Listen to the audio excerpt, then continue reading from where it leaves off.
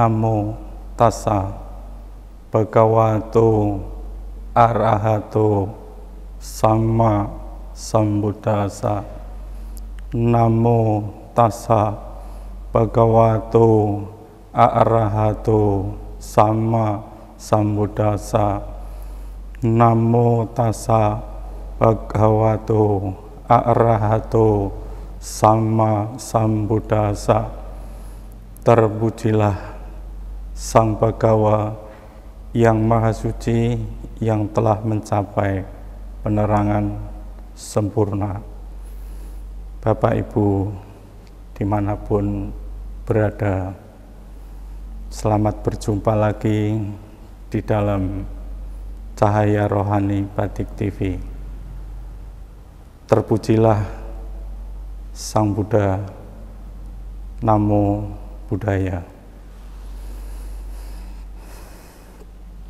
Pada perjumpaan kali ini akan membahas ataupun sharing tentang rezeki, menjemput rezeki. Bapak Ibu sekalian, ada beberapa pendapat tentang rezeki, bahwa rezeki itu sudah menjadi hal yang rahasia. Di dalam agama Buddha, mungkin dalam memandang rezeki ini ada sedikit perbedaan, bahwa yang namanya rezeki itu tidak hanya berupa materi, tetapi juga berupa non-materi.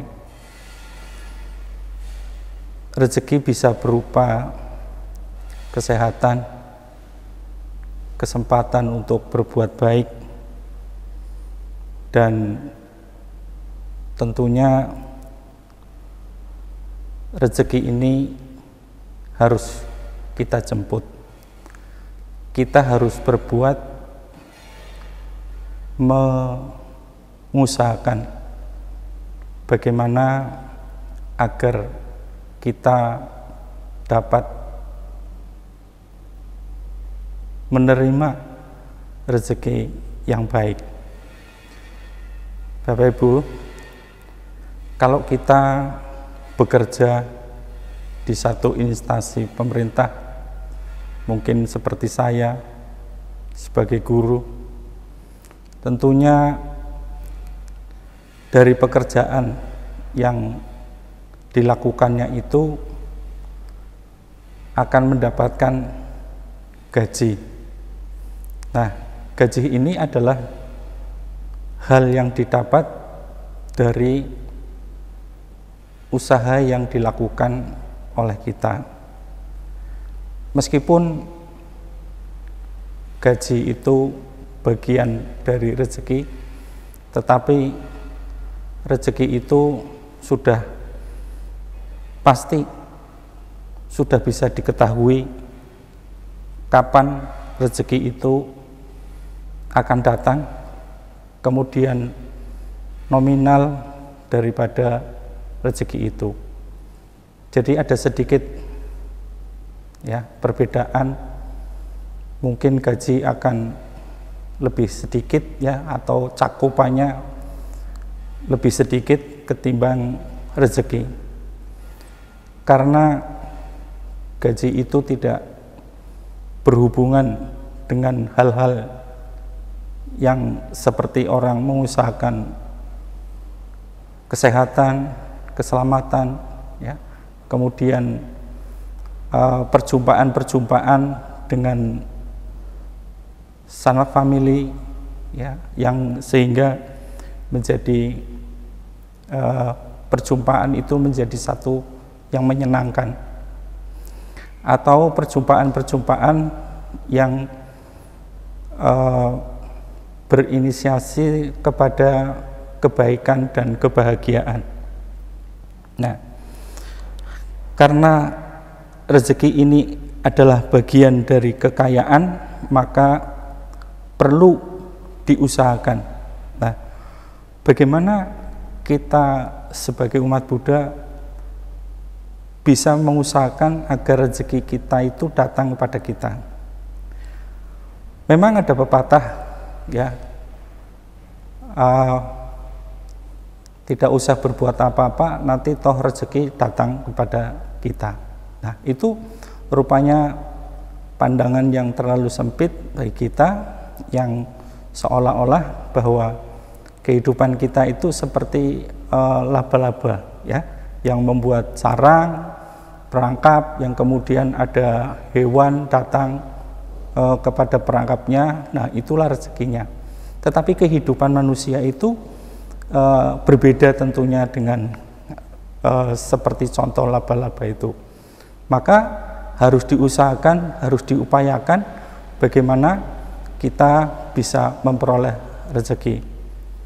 Ada satu hal yang orang-orang dulu mengatakan bahwa ketika kita ingin mendapatkan rezeki, kita harus bangun pagi. Supaya apa? Supaya rezeki kita tidak dipatok ayam apabila kita bangunnya kesiangan. Nah, hal itulah, ya, menunjukkan bahwa ada kedisiplinan, ada semangat, ya, pada pengupayaan atau usaha untuk mendapatkan rezeki.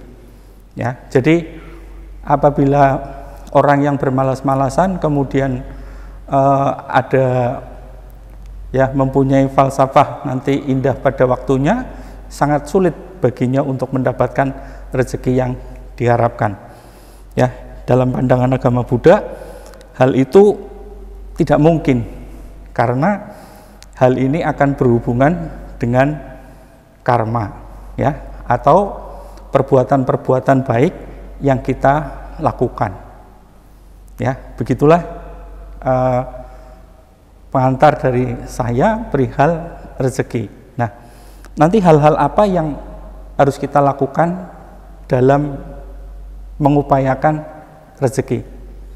Kita lihat yang satu ini.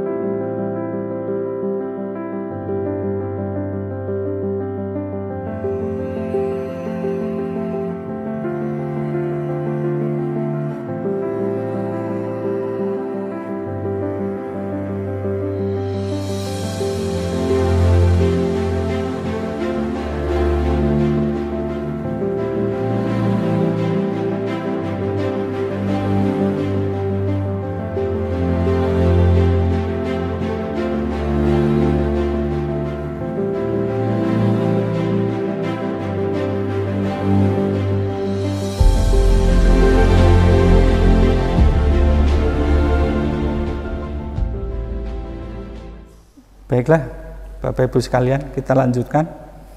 Ya, tadi sudah disinggung perihal perbuatan-perbuatan yang baik yang membawa kepada konsekuensi adanya rezeki yang diperoleh, ya, oleh karma baik. Satu contoh bahwa ketika kita ingin sehat, ya, kita harus mengupayakan hidup yang sehat, ataupun kita berbuat baik kepada orang lain yang mendukung terciptanya satu kesehatan. Barangkali kita dapat berdana makanan atau memberi makanan kepada siapa saja yang membutuhkan, ya, yang hal itu merupakan satu hal yang bisa menimbulkan kesehatan. Jadi dengan memberi makan orang bisa sehat karena makanan-makanan yang diberi itu adalah makanan-makanan yang baik, makanan yang bisa menyehatkan, ya. Orang yang tadinya lapar menjadi tidak lapar, menjadi bahagia, menjadi ada tenaga, ada sehat, ya. Nah, begitu juga ketika orang ingin sehat, mungkin seseorang bisa memberikan sumbangan kepada mereka yang sakit atau memberi obat kepada mereka yang sakit, ya, baik betul-betul obat yang harus ditebus ataupun obat penghiburan bagi mereka supaya kondisi sakitnya itu membaik. Nah, dengan usaha-usaha yang demikian kita telah menciptakan adanya karma yang mendukung tentang kesehatan atau tentang rezeki bagi kita, ya. Jadi ketika kita menginginkan ataupun berharap adanya rezeki yang melimpah kepada kita harus memiliki pandangan Buddhis yang lebih luas, ya. Artinya kalau kita berharap adanya rezeki yang besar tetapi tangan kita selalu menggenggam, ya, apa yang sudah didapat dan tidak segera ataupun diberikan kepada orang lain, ya, tidak ada satupun, maka kita dalam kekikiran, ya. Dalam cerita Sang Buddha itu pernah, ya, ada seorang yang kaya raya kemudian ingin diharap untuk menyumbangkan makanannya, tetapi dia tidak mau, ya. Dia mengatakan bahwa ini adalah kalau kita diberikan akan membuat miskin. Nah, kemudian si anaknya menantu ini mengatakan bahwa orang yang tidak mau memberi itu sesungguhnya dia sedang makan makanan basi, makan makanan sisa, yaitu apa? Sisa daripada karma baik yang lalu, karma baik dalam kehidupan yang lampau, dan dia tidak membuat karma baik, perbuatan baik di masa sekarang.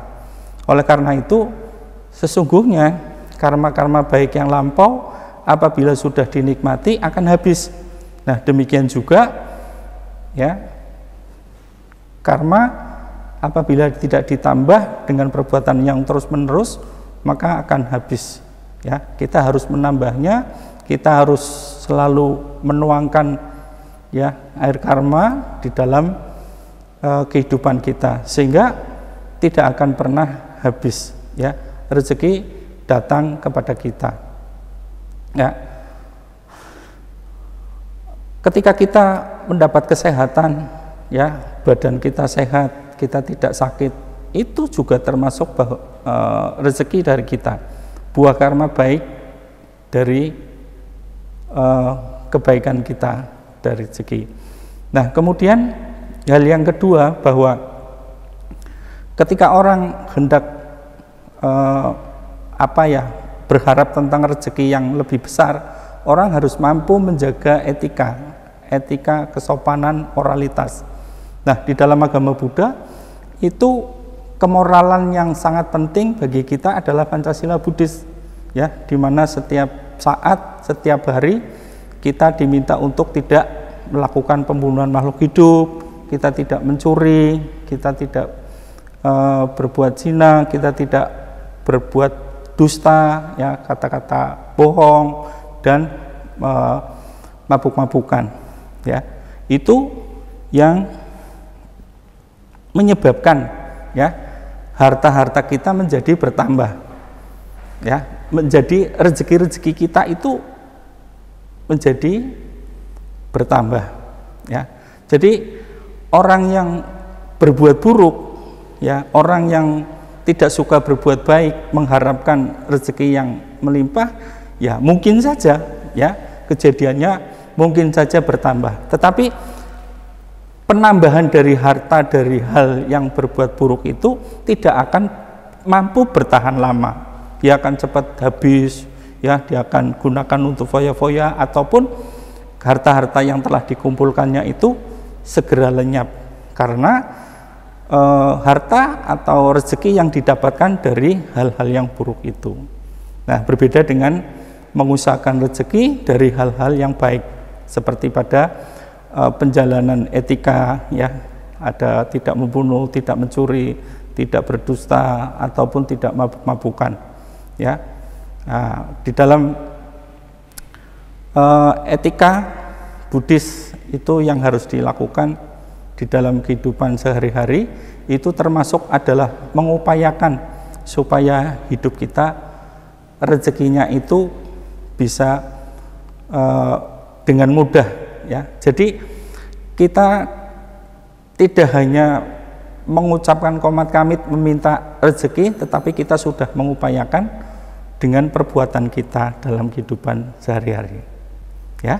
Nah, mari ya kita akan menyaksikan yang lewat yang satu ini.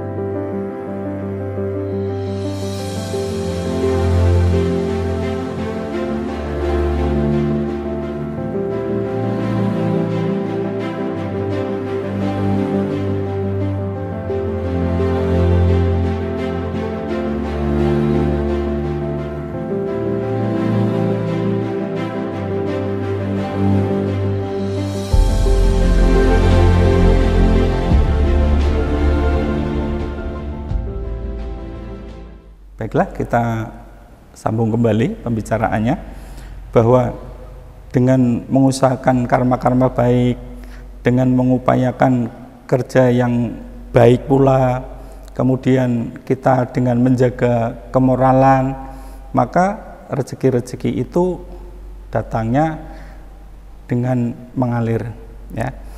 Kemudian setelah kita mendapatkan rezeki yang banyak, kita harus berbuat baik, berdana, atau melepas dari sebagian kecil, ya, harta yang kita miliki, ya, rezeki yang telah kita miliki.